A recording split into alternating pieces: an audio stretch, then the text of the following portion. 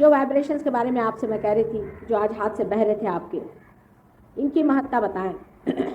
राहुरी करके एक बड़ा भारी कृषि अनुसंधान संस्थान है यहाँ, जहाँ पर एक बड़ा भारी विद्यापीठ, बहुत बड़ा, इससे कम से कम 10 गुना बड़ा होगा, बहुत बड़ा, 25 मील के घेरे में बना हुआ बहुत सुंदर एक वहाँ पर विद्यापीठ।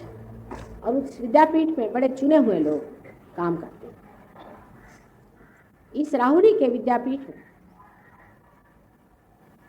कुछ बड़े बड़े शोधक, इनको कहना चाहिए कि सहयोगी, वहाँ के प्रोफेसर, वो हमारे पास आए और हमसे कहने लगे कि माँ, राहुरी में इस कदर दंगा फसाद होता है, इस कदर मारामारी होती है, कुछ समझ नहीं आता क्या करें। बड़ी आफत है यहाँ पर, पता नहीं कैसी इतनी गंदी गंदी शैतान की जैसी भूमि हो गई है और हर तरह का प्रश्न बना है, कैसे इसको ठीक है। मैंने कहा कुछ नहीं, उसमें फिर से तुम 3 नारियल ले आओ, उसको वाइब्रेट कर देते। वाइब्रेट करने का मतलब है कि उसके अंदर प्यार के वाइब्रेशंस डाल। प्यार की शक्ति को आज तक किसी ने आजमाया ही नहीं, सब जो है हेट्रेट की शक्ति को इस्तेमाल करते। आपकी जितनी भी राजकीय संस्था है, आप देख लीजिए, आप कुर्सी दे दीजिए, you should, younger people should sit down and give it to the older people, that's the custom. इनकी सभ्यता में भाई साहब ये सब बातें नहीं होती ना, सीखना पड़ेगा।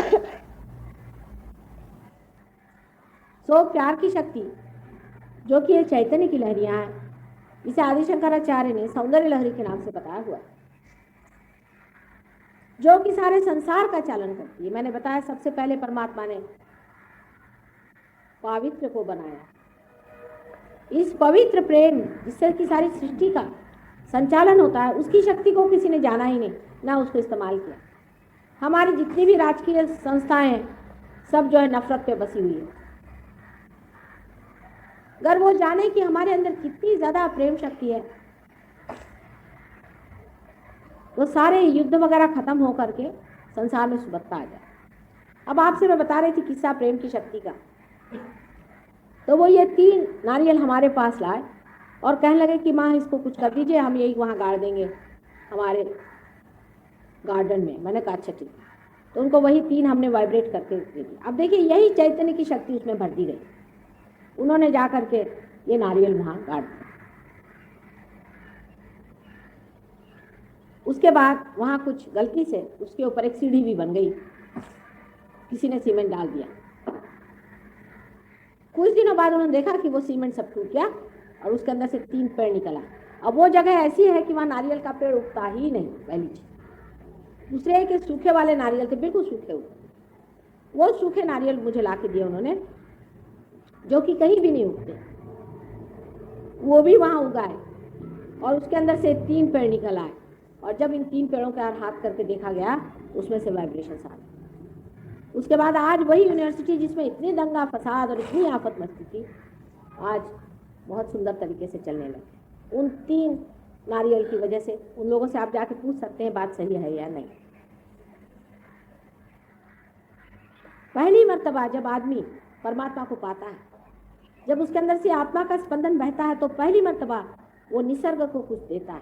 हर समय हम निसर्ग से लेते रहते हैं, हम उसको कुछ दे नहीं पाते। पहली मर्तबा मनुष्य चैतन्य उसे दे करके और जागरूक कर सकता है। इसका एक और उदाहरण बताएं हम कि एक साहब थे, उन्होंने बहुत सा गेहूं उससे वाइब्रेट करा लिया और उसको बोया एक खेती। वो भी उन्हीं, ये भी अनुसंधान संस्था है और गवर्नमेंट की रिकग्नाइज्ड, मतलब गवर्नमेंट की संस्था है, और जिसमें बड़े बड़े संशोधक और शास्त्रज्ञ हैं। उन्होंने वो गेहूं बोए और बो करके उसका जो गेहूं का दाना आया तो एकदम मोती के दाने जैसा, और इतना सुंदर और इतना चमकता हो, एक अजीब तरह की उसकी रौनक। उस गेहूं को उन्होंने बोरों में भरकर, क्योंकि वो भी 10 गुना आया, जो कि पहले आता था उससे 10 गुना आया। उसके बाद उस गेहूं को बो करके उन्होंने जब उसको देखा कि इतना ज़्यादा बढ़ गया है, तो उन्होंने उसमें से सोचा कि कुछ इसमें से गेहूं बीज के लिए रख दिया जाए। तो उसको बोरे बना करके उन्होंने गोदाम में रखा और उसमें किसी तरह से चूहों का बड़ा प्रकोप हो गया।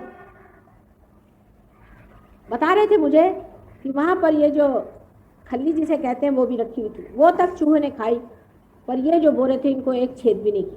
वो चूहे तक समझते हैं कि दिव्य क्या चीज़ है। लेकिन आजकल हम लोग इस कदर कृत्रिम हो गए हैं, इतनी कृत्रिमता से हम रहते हैं, इतने आर्टिफिशियल हम लोग हो गए हैं कि आपको दिव्य और दुष्ट में कुछ फर्क नहीं समझता। राक्षस और दैवी प्रवृत्ति दोनों में कुछ समझ में नहीं आता, आपके कुछ अकल में नहीं आता, सब कंफ्यूजन है, किसी की समझ में नहीं आता, सब भ्रम में बैठे कि कौन राक्षस है और कौन दिव्य है। ये आज हमारी हालत हो गई है। इस कदर हम अपनी मनुष्यता से भी गिर गए हैं कि जिसकी वजह से हमें ये संवेदन था कि हम पहचान पाते थे कि राम कौन है, सीता कौन है, कृष्ण कौन है। आज इस कलयुग में यह भी पहचानना असंभव हो गया है कि ये राक्षस है, रावण है, ये राम। उन चूहों को है।